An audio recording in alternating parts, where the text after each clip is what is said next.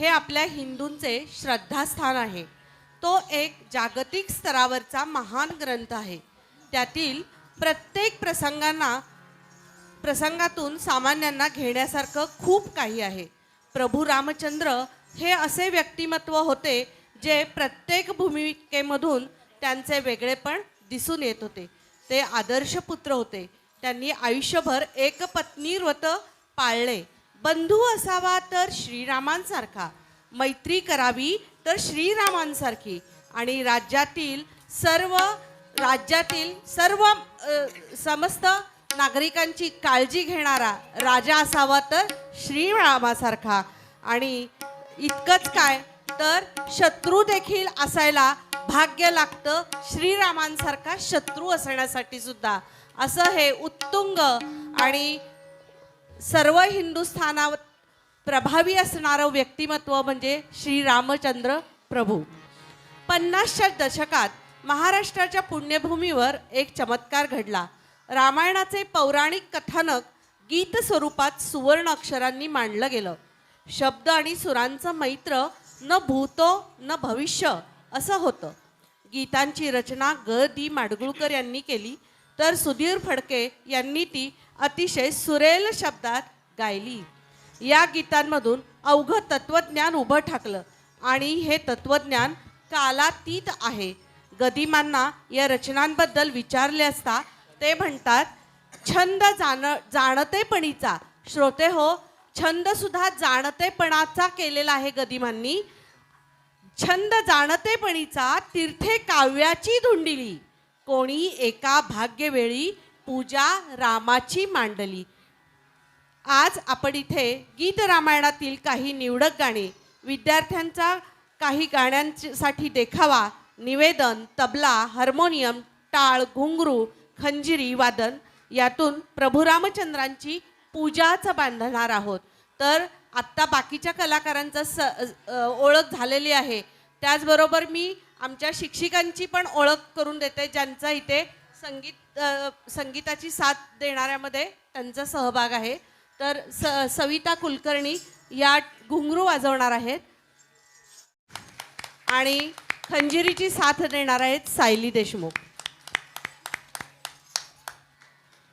प्रभू रामचंद्रांचा अश्वमेध यज्ञासाठी अयोध्येत माणसांचा महासागर जमलेला होता। राजे, महाराजे, ऋषी, महामुनी, नागरिक जमले होते। यावेळी तपोवनींच्या वेशामध्ये 2 बटू होते। ते असे म्हणत होते, आम्ही महर्षी वाल्मिकींचे शिष्य आहोत आणि आम्ही प्रभू रामचंद्रांच्या चरित्राचे गायन करतो। या प्रसंगांचे गदिमांनी अतिशय मोहक चपकल शब्दात गीत रचना केली आहे। कुशलव प्रभू रामचंद्रांना त्यांचे चरित्र गायनातून ऐकविताना साक्षात प्रभू रामचंद्रांना हेच आपले पिता आहेत आणि आपले चरित्र सुरेलपणाने गाणारे आपलेच शैशव पुत्र आहेत हे उभयतांना माहीत नाही। बघा श्रोते हो, अशा दुर्लभ आणि विचित्र घटना प्रत्यक्ष परमेश्वराच्या आयुष्यामध्ये सुद्धा होत्या आणि त्यामध्ये आपल्यासारख्या सामान्य माणसांच्या पुढे तरी नेहमीच नियती आणि परिस्थिती काही ठाकत असते, पण चरित्र त्यांचंच घडतं जो त्या संधीचं सोनं करतो। ऐकूयात, स्वये श्री राम प्रभू ऐकती, कुशलव रामायण गाती, कुशलव रामायण गाती। कुशलवांचं स्वागत करायचे जोरात टाळ्यांनी सगळ्यांनी। कुशलव येत आहेत। श्री राम श्री राम श्री राम श्री राम श्री राम श्री श्री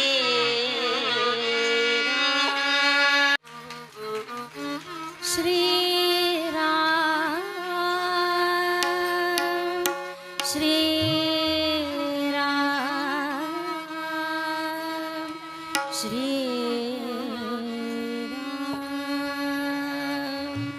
स्वये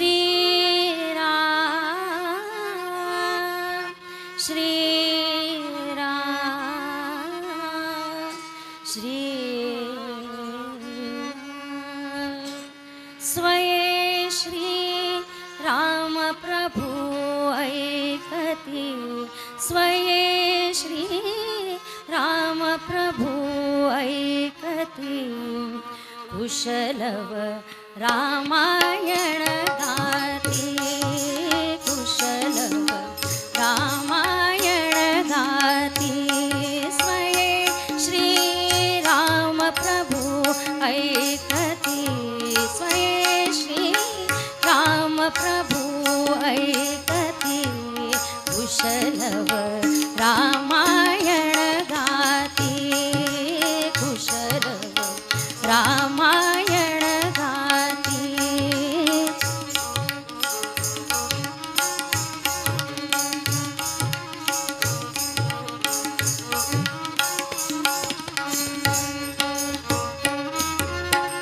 कुमार दोघे कवयाचे सजीव पुतळे रघुरायाचे कुमार दोघे एक वयाचे सजीव पुतळे रघुरायाचे पुत्र सांगती चरित पित्याचे पुत्र सांगती चरित पित्याचे ज्योतीने तेजाची आरती ज्योतीने तेजाची आरती कुशलव रामायण गाती कुशलव रामायण गाती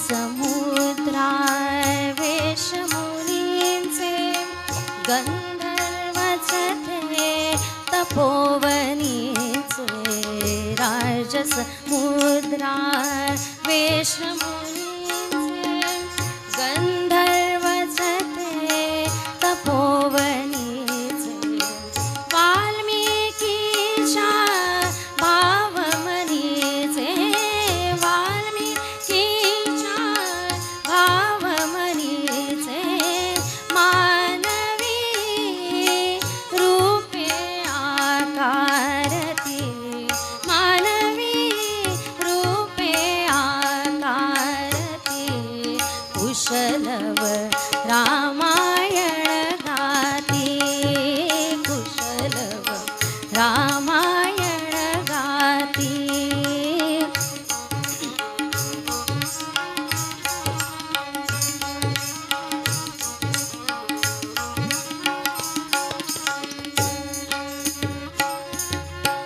सोडून आसन उठले राघव उठले राघव सोडून आसन उठले राघव उठले राघव उठून गवळीती आपुले शैशव आपुले शैशव पुत्र भेटीचा घडे महोत्सव पुत्र भेटीचा घडे महोत्सव परितो उभयानच माहिती परितो उभयानच माहिती कुशलव रामायण गाती कुशलव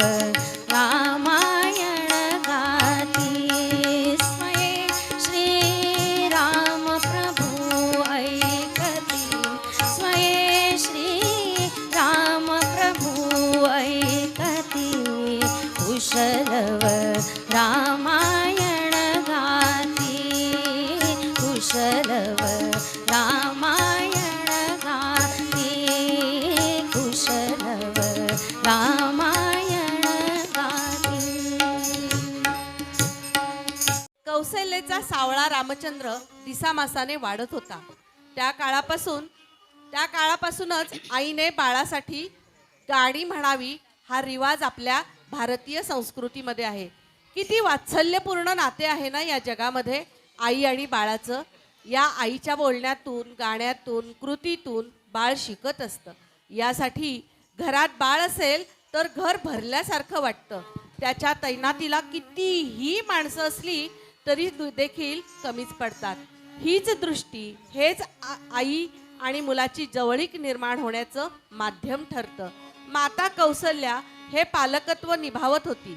प्रत्येक आईला आपल्या बाळाचं दुडू रांगणं असेल, चालणं असेल, उठून उभारताना बघणं असेल, अगदीच बोबडं बोलणंही कौतुकाचं वाटत असतं.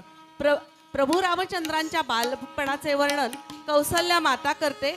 सावळा ग रामचंद्र माझ्या मांडीवर नातो. सावळा ग रामचंद्र माझ्या मांडीवर नातो, माझ्या मांडीवर नातो. सावळा ग रामचंद्र माझ्या मांडीवर नातो, माझ्या मांडीवर नातो. अष्टगंधाचा सुवास निळ्या कमळांना येतो, निळ्या कमळांना येतो. अष्टगंधाचा सुवास निळ्या कमळांना येतो, निळ्या कमळांना येतो.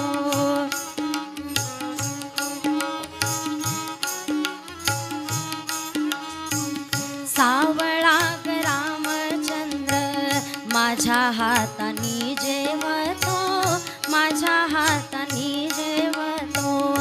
सावळा ग रामचंद्र माझ्या हातानी जेवतो, माझ्या हातानी जेवतो. उरलेल्या घासासाठी थवा रागूचा थांबतो, थवा रागूचा थांबतो.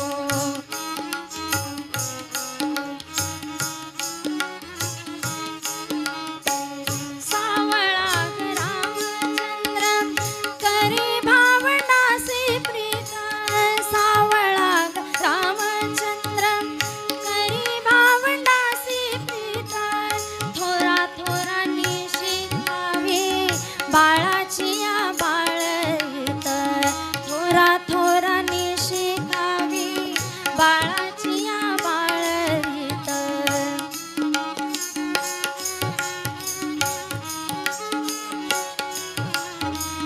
सावळा ग रामचंद्र उद्या होईल तरुण, सावळा ग रामचंद्र उद्या होईल तरुण. मग पुरता वर्षेल देव कृपेचा वरुण, मग कृपा वर्षेल देव कृपेचा वरुण, देव कृपेचा वरुण, देव कृपेचा वरुण. लक्ष्मणाचे उर्मिलेशी, शत्रुघ्नाचे मांडवीशी आणि भरताचे श्रुतकीर्तीशी विवाह संपन्न झाला. हे चौघेही बंधू आपल्या पत्नींसोबत अयोध्येस परतले. मर्यादा पुरुषोत्तमाचे वागणे, बोलणे, जबाबदारीची पूर्ण जाण असणारे व्यक्तिमत्व अधिकच खुलून दिसू लागले. विवाहानंतर श्रीरामांना त्यांनी वैवाहिक आयुष्याची सुरुवात केली. हे सर्व पाहून राजा दशरथांच्या मनी विचार आला, आता श्रीरामांचा राज्याभिषेक करून त्यांना राज्याची जबाबदारी द्यावी. हा विचार त्यांनी आपल्या सर्व राण्यांना बोलून दाखवला. त्याही आनंदून गेल्या. अगदी कैकेयीला देखील आनंद झाला आणि ही वार्ता सर्व अयोध्येमध्ये वाऱ्यासारखी पसरली. समस्त अयोध्यावासियांच्या कानी पडली. चैत्रमासी पुष्य नक्षत्रावर राज्याभिषेक करण्याचे ठरले आणि जो तो म्हणू लागला, आनंद सांगू किती ग सखे, आनंद सांगू किती.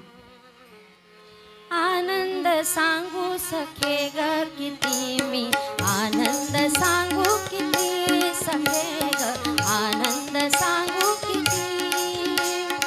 आनंद सांगू सखे ग किती मी, आनंद सांगू किती सखे ग, आनंद सांगू किती.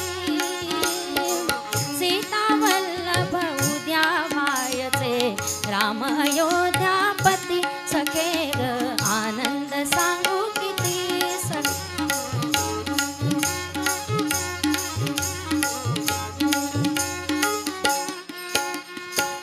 सिंहासन श्री राघव बसता वामांगी तू बसशील सीता सिंहासन श्री राघव बसता वामांगी तू बसशील सीता जरा गर्विता जरा लज्जिता जरा गर्विता जरा लज्जिता राजभूषणा भूषविलही कमनीय तव आकृती सखे ग आनंद सांगू किती सखे ग आनंद सांगू किती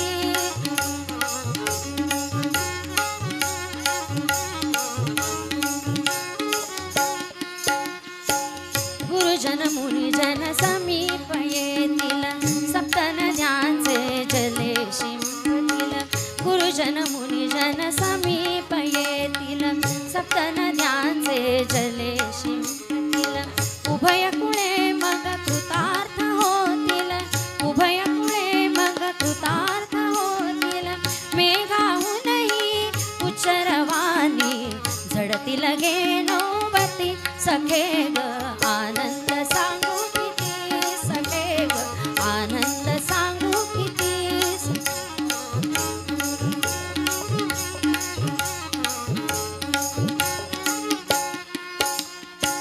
ओळखीचे बघाले बदरव सावलीत गे दिसले सौष्ठव ओळखीचे बघाले बदरव सावलीत गे दिसले सौष्ठव तुला भेटण्या येती राघव तुला भेटण्या येती राघव बालिश नयनी तुझ्या येई का लज्जेला जागृती सखे ग आनंद सांगू किती सखे ग आनंद सांगू किती आनंद सांगू सखे ग किती मी आनंद सांगू किती सखे ग आनंद सांगू किती सीता वल्लभ उद्या व्हायचे राम अयोध्यापती सखे ग आनंद सांगू किती सखे ग आनंद सांगू